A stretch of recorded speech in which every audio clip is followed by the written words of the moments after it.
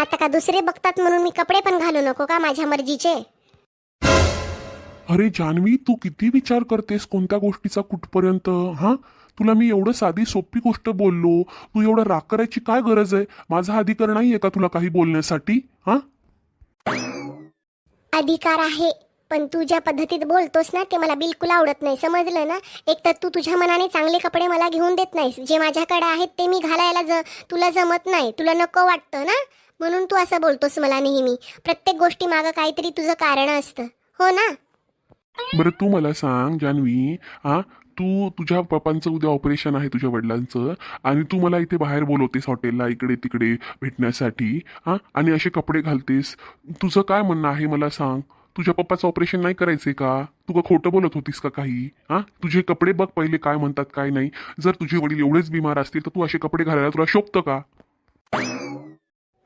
तुझं काय म्हणणं आहे सांग मला. हं, मग माझ्या वडिलांची जर तब्येत खराब असेल किंवा माझ्या आईची किंवा माझ्या भावाची किंवा माझ्या कोणत्याही नातेवाईकाची जर तब्येत खराब असेल तर मग मी दुःखी राहायला हवी आहे का? सांग बरं मला. मी माझा जगण्याचा अधिकार नाही आहे का मला? हां, मी माझ्या मनानं जगू शकत नाही का? जर त्यांच्या तब्येती खराब असतील तर मी माझ्या मनानं जगू शकत नाही का? तुझं हे म्हणणं आहे का मला सांग.